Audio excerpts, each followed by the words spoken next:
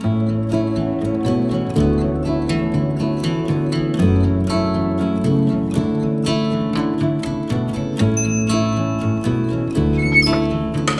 ayan. We will let this rest muna for about an hour bago natin ilagay yung frosting. O, ikaw, kumusta yan? Gusto na ba yan? Yes, ma. Feel-fold ko na lang muna. Or pwede siguro lagay na muna natin sa ref para lumambig agad yung cake. Ay, no. Huwag mong ilalagay sa ref. Dapat yan room temperature lang. Para hindi siya madaling ma-stale. Remember, Christy, good things take time. Naku, mabuti na lang mabait yung nanay ng napangasawa ko. Jesus! Hindi ko man lang ito natutunan sa sarili kong mama.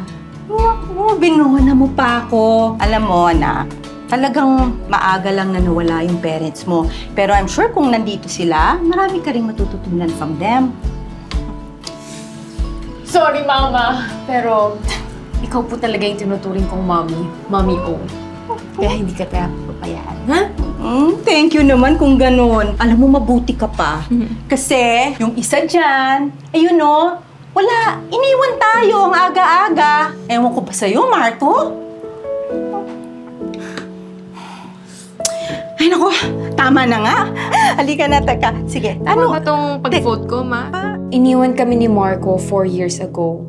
Namatay siya 2 months after naming ikasal sa isang accident sa barko. Kami na ng Mommy Olive niyang magkasama sa buhay.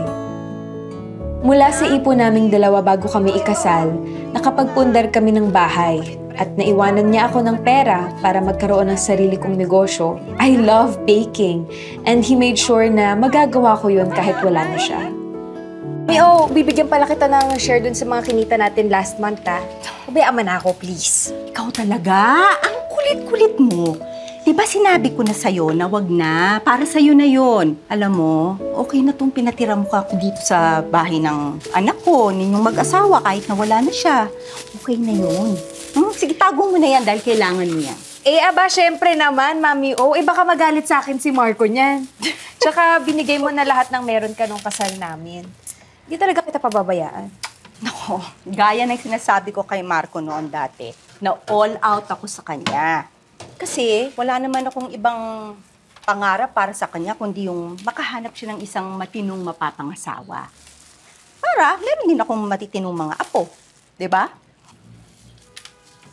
Mami O, sorry, di natupad. Ano ka ba? Yung matinong mga apo lang ang hindi natupad. Pero yung part ng matinong asawa, sobra-sobra pa. Dahil ikaw, sobra-sobra ka pa kaya sa matino. Grabe yung sobrang tino, Mami O, ha? Oo naman, di ba? Oh, ba't kumukontra ka? Ay, ano po gusto nyo?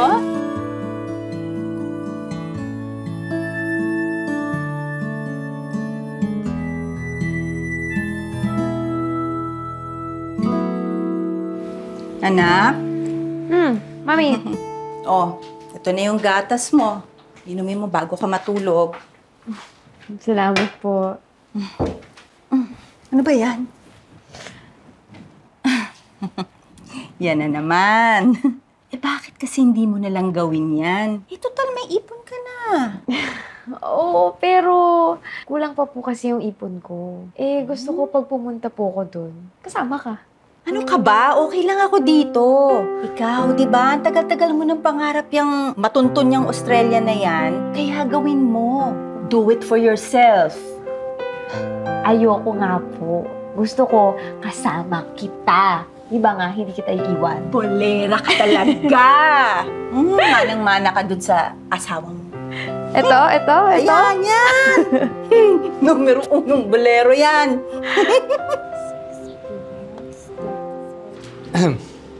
Yes, pili lang po kayo dyan. Magkano to?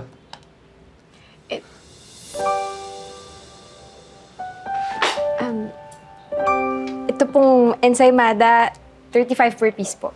Sige, bilhin ko na lahat. Yung ensaymada? In fact, ito na rin. Actually, lahat na.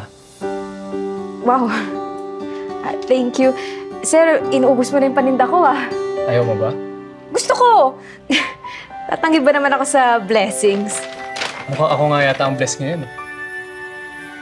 Ano yun? Wala. I'm Rex, by the way. I just moved in dito sa subdivision, dyan sa may Pearl Street. Christy.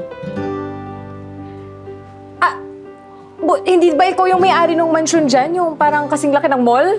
Hindi naman parang mall. Sakto lang. Wow. Big time ka naman pala, sir. You know what? Pag nasarapan ako dito sa mga binili ko today, baka bumili pa ako next time. Can I get your number and your social media info? May social media page kami. Pwedeng dun mo na lang kami i-contact yung Christy Cake and Pastry. Paano pag personal questions?